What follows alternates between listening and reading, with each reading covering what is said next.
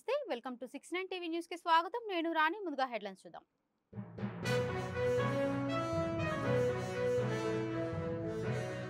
ప్రతి మహిళను మహాలక్ష్మిగా గౌరవించి కోటీశ్వరులుగా తయారు చేస్తాం ఇదే ఇందిరమ్మ ప్రజా ప్రభుత్వం లక్ష్యమన్నారు డిప్యూటీ సీఎం బట్టి విక్రమార్క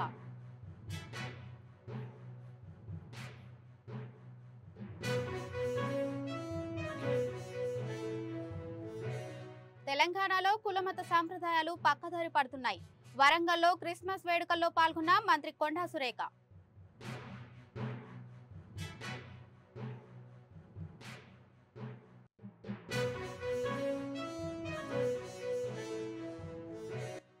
తొక్కిసలాటలో రేవతి చనిపోయిన విషయం థియేటర్లో ఉన్నప్పుడు తెలియదా సంధ్య థియేటర్ ఘటనపై అల్లు అర్జున్ను ప్రశ్నిస్తున్న చిక్కడపల్లి పోలీసులు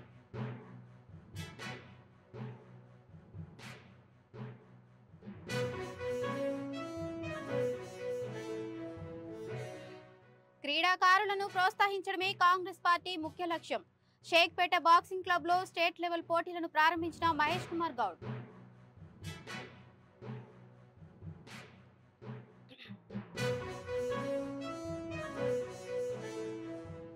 ప్రతి మహిళను మహాలక్ష్మిగా గౌరవిస్తాం కోటీశ్వరులుగా తయారు చేస్తాం ఇదే ఇందిరమ్మ ప్రజా ప్రభుత్వం లక్ష్యమన్నారు డిప్యూటీ సీఎం బట్టి విక్రమార్క హైదరాబాద్ మాధాపూర్లో జరిగిన అసోసియేషన్ ఆఫ్ లేడీ ఎంటర్ప్రెన్యూర్లో ఆఫ్ ఇండియా 31వ ఆవిర్భావ దినోత్సవం కార్యక్రమానికి ముఖ్య అతిథిగా హాజరైన ఆయన మహిళా సాధికారతకు ప్రజా ప్రభుత్వం పెద్దపీట వేస్తుందన్నారు రాష్ట్ర రాజధాని హైదరాబాద్ నడిబొడ్డున శిల్పారామం దగ్గర డ్వాక్రా మహిళా సంఘాలు తయారు చేసిన ఉత్పత్తులను అమ్ముకోవడానికి ఏర్పాటు చేసిన మహిళా శక్తి బజారును ప్రతి జిల్లా కేంద్రంలో ఏర్పాటు చేయడానికి యాక్షన్ ప్లాన్ రూపొందించామని తెలిపారు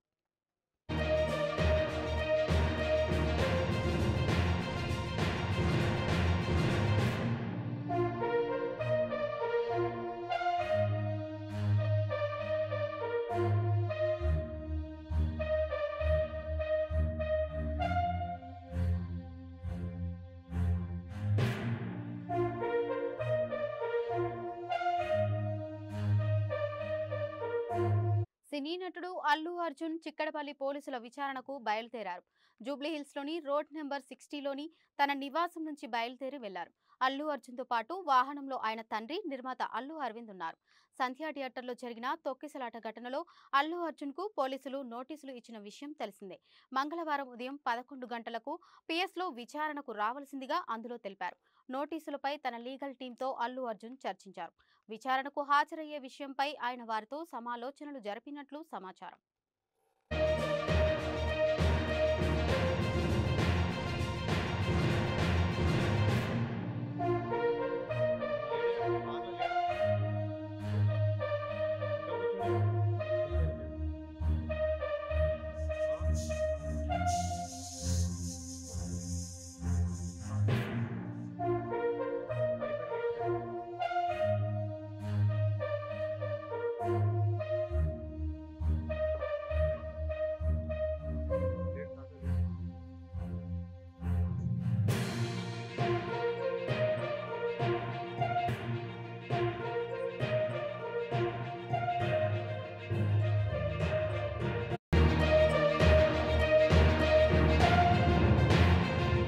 నిఖత్ జరీనా ఫౌండేషన్ ఆధ్వర్యంలో స్టేట్ లెవెల్ బాక్సింగ్ పోటీలను హైదరాబాద్ షేక్పేటలోని బాక్సింగ్ క్లబ్ లో ఘనంగా నిర్వహించారు ఈ కార్యక్రమానికి ముఖ్య అతిథిగా టీపీసీసీ చీఫ్ మహేష్ గౌడ్ హాజరయ్యారు గత ప్రభుత్వాల పాలనలో 50 కోట్లకు మించి స్పోర్ట్స్ కు కేటాయించలేదని కానీ కాంగ్రెస్ ప్రభుత్వం వచ్చాక స్పోర్ట్స్ కు 365 కోట్ల బడ్జెట్ కేటాయించారని మహేష్ గౌడ్ తెలిపారు కాంగ్రెస్ ప్రభుత్వంలో క్రీడాకారులకు అన్ని విధాలుగా సహాయ సహకారాలు అందిస్తామని తెలిపారు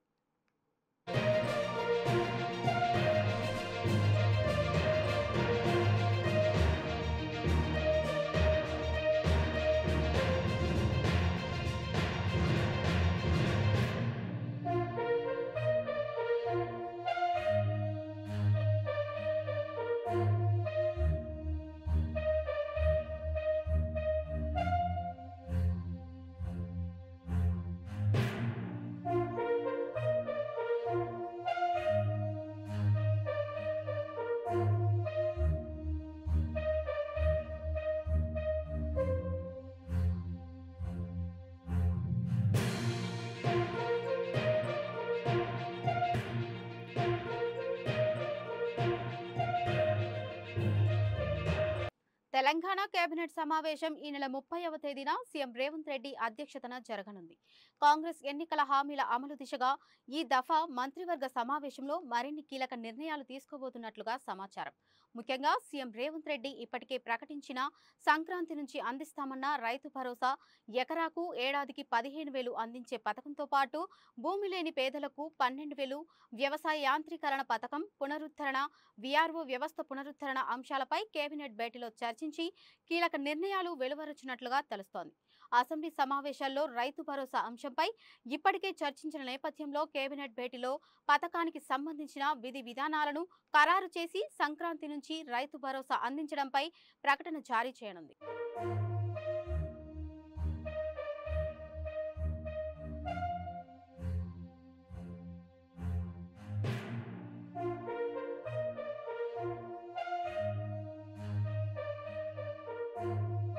కేంద్ర మంత్రి అమిత్ షా పార్లమెంట్లో అంబేద్కర్ పై చేసిన వ్యాఖ్యలకు నిరసనగా జిల్లా కలెక్టర్లకు వినతి పత్రాలు ఇవ్వాలని కాంగ్రెస్ పార్టీ పిలుపునివ్వడంతో హైదరాబాద్ ట్యాంక్ బండ్ సమీపంలో అంబేద్కర్ విగ్రహం వద్ద కాంగ్రెస్ నేతలు నిరసన తెలిపారు. దేశ ప్రజలకు అమిత్ షా వెంటనే క్షమాపణ చెప్పాలని వారు డిమాండ్ చేశారు.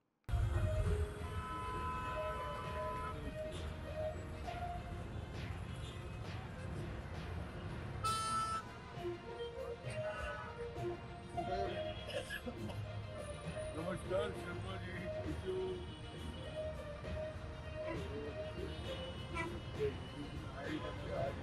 आइए हाथ डाल के बैठे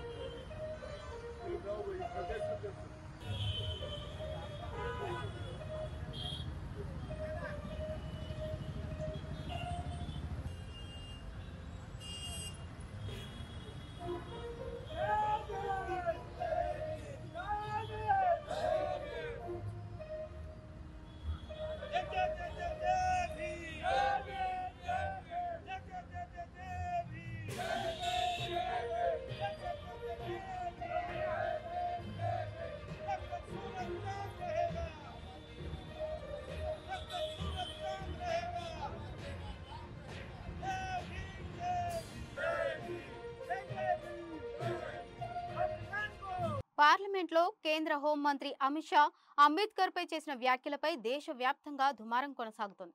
కాంగ్రెస్ పార్టీ ఆధ్వర్యంలో జిల్లా కలెక్టర్లకు వినతి పత్రం ఇవ్వాలని పిలుపు మేరకు తెలంగాణ వ్యాప్తంగా అన్ని జిల్లా కేంద్రాల్లో నిరసనలు వ్యక్తం చేస్తున్నారు.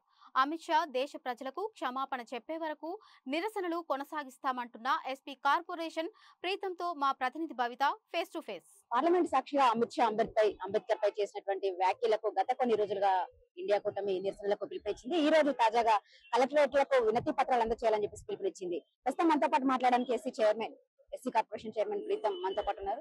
చెప్పండి, గత కొన్ని రోజులుగా జరిగి కూడా దాదాపు 10 రోజులు దాటింది. అప్పటి నుంచి కూడా మీరు నిరసన కార్యక్రమాలు చేస్తున్నప్పటికీ కూడా ఇటు కేంద్ర ప్రభుత్వం ఎలాంటి స్పందన లేదు. ఎందుకు నిరసన కార్యక్రమాలు చేస్తున్నారు? ఆయన అంటే నిరసన అనేది అది మా హక్కు, బాబాసాహెబ్ అంబేద్కర్ ఇచ్చిన హక్కు. పాయింట్ 1, వాళ్ళు ఎంత చేసినా వాళ్ళ దగ్గర లేదంటే ఆ 10 సంవత్సరాల నుంచి తిన్న కొవ్వు జరగలే. ఎవరు కూడా మరి ఎక్కువ ఫ్యాట్ ఉంటే ఒక్కరోజు 2 రోజులు ఎక్సర్సైజ్ చేస్తే తగ్గది, కొంచెం గట్టి ఎక్సర్సైజ్ చేసి కొంచెం డైటింగ్ చేస్తే తగ్గుతుంది. ఈ 10 రోజుల నుంచి నిరసన చూసిరు కదా, రాబోయే కాలంలో రాబోయే రోజులలో నిరసన ఉద్రిక్తం అవుతుంది. తప్పకుండా ఇలా ముక్కు నేలకు రాసి వీళ్ళు ఏదైతే కొవ్వు బాగా పెంచిర్రో ఆ కొవ్వు కరిగించేదాకా, ముక్కు నేలకేసి రాపిచ్చేదాకా మా నిరసన ఉంటది. తప్పకుండా రాజ్యాంగానికి లొంగి మాట్లాడాల్సిన అవసరం ఉంది. ఏ రాజ్యాంగం మీద అయితే మీరు ప్రమాణం చేసి ఈరోజు హోంమంత్రిగా ప్రధానమంత్రిగా పదవులు చలామణి చేస్తున్నారో ఆ రాజ్యాంగం మీద నమ్మకం లేకపోతే రాజకీయం మొత్తం పూర్తిగా మీరు రాజీనామా చేసి మీరు మళ్ళీ ప్రజలకు వెళ్ళండి. అంతేగాని బాబాసాహెబ్ అంటే మాత్రం వస్తుంది. అట్లా అవమానించే విధంగా అమిత్ షా ఎక్కడ వ్యాఖ్యలు చేయలేదు, కావాలని దాన్ని రాద్ధాంతం చేస్తున్నారని చెప్పేసి బీజేపీ నాయకులు అంటున్నారు. అంటే అది ఆయన ఏమన్నాడు ఆయన తెలియదా? ఆయన మతస్థిమితం లేకుండా మాట్లాడిందా? అంబేద్కర్ ఒక ఫ్యాషన్ అయిందా? అంటే బాబాసాహెబ్ అంబేద్కర్ ని ఒక ఫ్యాషన్ అనేంత పెద్ద అయిందా? ఇలా కొడుకులు ఎక్కువన్నా ఐపీఎల్ చేసిందా మా బాబాసాహెబ్ అంబేద్కర్? లేదా వీళ్ళ ఎక్కువన్నా నీరవ్ మోడీని, మా విజయ్ మాల్యాని దేశం దాటించిందా మా బాబాసాహెబ్ అంబేద్కర్? ఈ రోజు ఎస్సీ ఎస్టీ బీసీ మైనారిటీలకు అందరికి సమాన హక్కులు కల్పిస్తే ఫ్యాషన్ అయిపోయిందా? మేము అంబేద్కర్ అంటాము అని అంటే ఫ్యాషన్ అయిపోయిందా?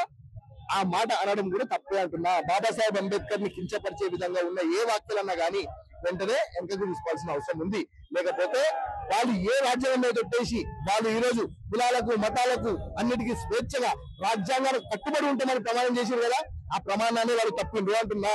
అంటే సొంత తల్లి మీద ఒట్టేసి అబద్ధం చెప్పిండ్రు, సొంత తల్లి మీద పెట్టేసి వాళ్ళు తప్పులు చేస్తున్నారు.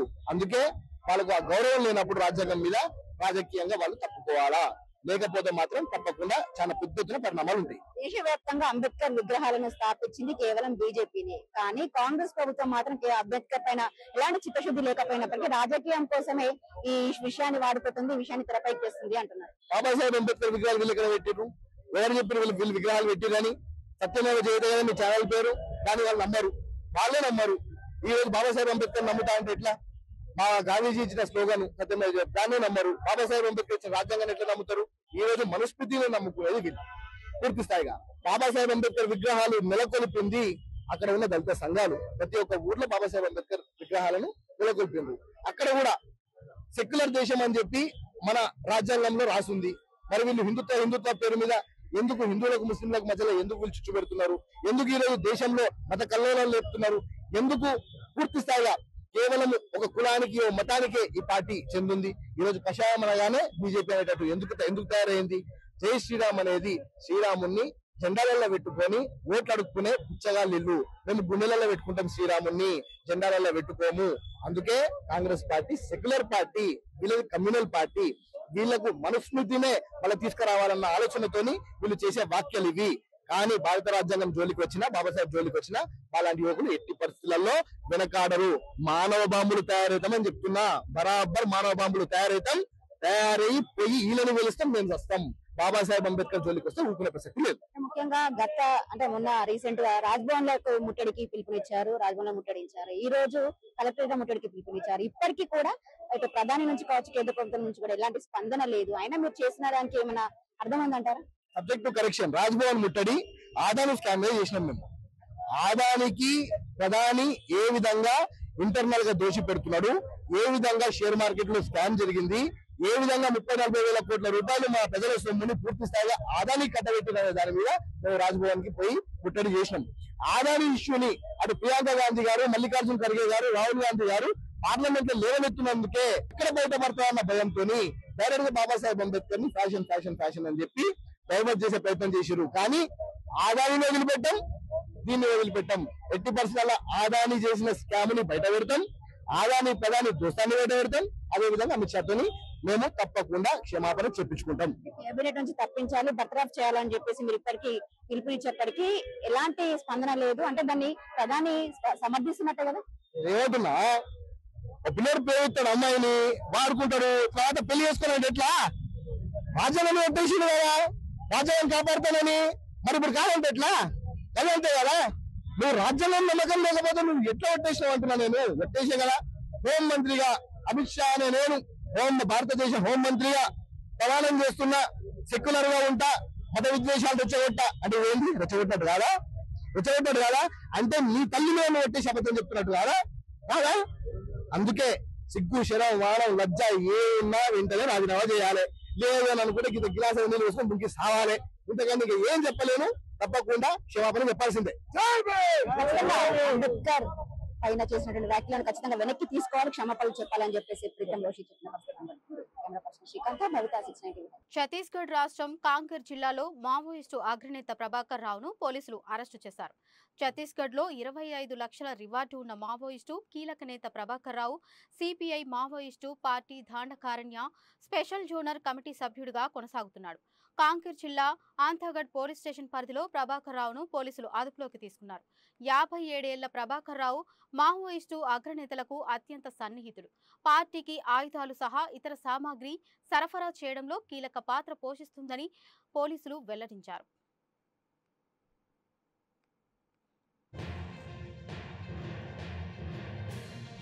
हमें सूचना प्राप्त हुई थी कि उत्तर बस्तर डिवीज़न के टॉप लीडर में से कोई एक नक्सली बाहर आया है और हमने इसके लिए एमसीपी लगाई थी। और एमसीपी के दौरान अंतागढ़ के पास हमें एक संदिग्ध व्यक्ति मिला, जिससे पूछताछ के दौरान पता चला कि वो उत्तर बस्तर SZCM रैंक का प्रभाकर उर्फ बलमूरी नारायण है, जिसे हमने गिरफ्तार किया आज। और उसके खिलाफ जो पहले से पंजीबद्ध अपराध थे उसमें हम उसको गिरफ्तार करके आगे की कार्रवाई के लिए जेल भेज रहे हैं। यह जो अपराधी है बलमूरी नारायण राव या प्रभाकर SZCM रैंक का है और इसके खिलाफ छत्तीसगढ़ गवर्नमेंट ने 25 लाख का इनाम भी रखा है। इसके खिलाफ छत्तीसगढ़ में कई जिलों में अपराध हैं और यहाँ भी बहुत सारे इसके बाद में पेंडिंग है। वर्तमान में यह नॉर्थ सब जोनल ब्यूरो का लॉजिस्टिक एवं सप्लाई का इंचार्ज था। इसके अलावा మొబైల్స్ పోగొట్టుకున్న వారి ఫోన్స్ రికవరీ చేసి వారికి అప్పగించినట్లు north zone DCP Sadhana Rashmi Perumal తెలిపారు. గోపాలపురం పోలీస్ స్టేషన్లో యాజమానులకు డీసీపీ అందజేశారు. నార్త్ జోన్ అన్ని పోలీస్ స్టేషన్స్ కలిపి మొత్తం 153 సెల్ ఫోన్స్ ను స్వాధీనం చేసుకుని 117 మంది సెల్ ఫోన్ ఓనర్స్ కు అందజేశామని తెలిపారు. గత 2 సంవత్సరాలుగా సెల్ ఫోన్స్ పోగొట్టుకున్న వారు ఇచ్చిన ఫిర్యాదులను స్వీకరించి అలాగే మొబైల్ పోర్టల్లో ఫిర్యాదు చేసిన వారికి సెల్ ఫోన్స్ అప్పగించినట్లు north zone DCP Sadhana Rashmi తెలిపారు.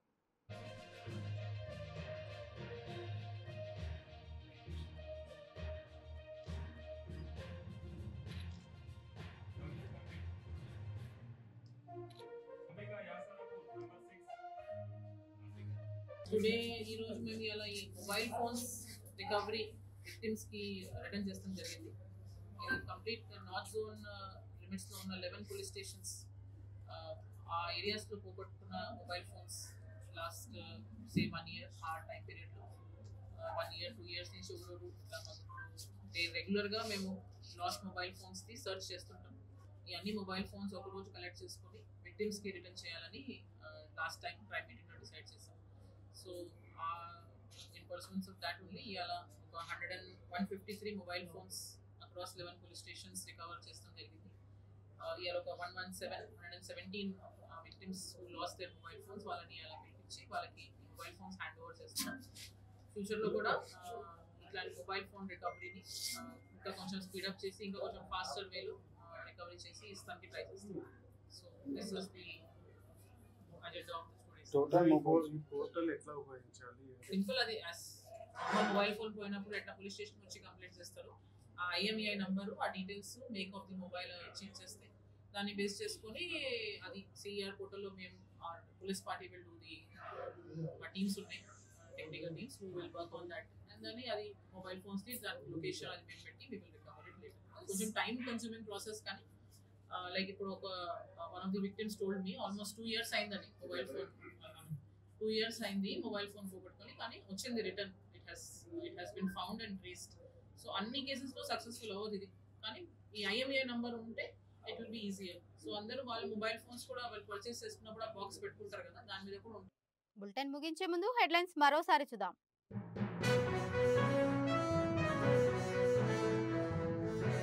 ప్రతి మహిళను మహాలక్ష్మిగా గౌరవించి కోటీశ్వరులుగా తయారు చేస్తాం. ఇదే ఇందిరమ్మ ప్రజా ప్రభుత్వం లక్ష్యమన్నారు డిప్యూటీ సీఎం బట్టి విక్రమార్క.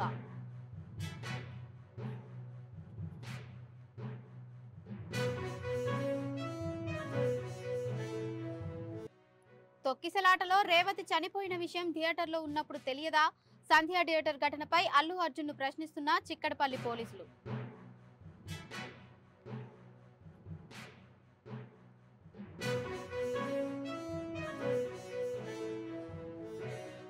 క్రీడాకారులను ప్రోత్సహించడమే కాంగ్రెస్ పార్టీ ముఖ్య లక్ష్యం. షేక్పేట బాక్సింగ్ క్లబ్లో స్టేట్ లెవెల్ పోటీలను ప్రారంభించిన మహేష్ కుమార్ గౌడ్.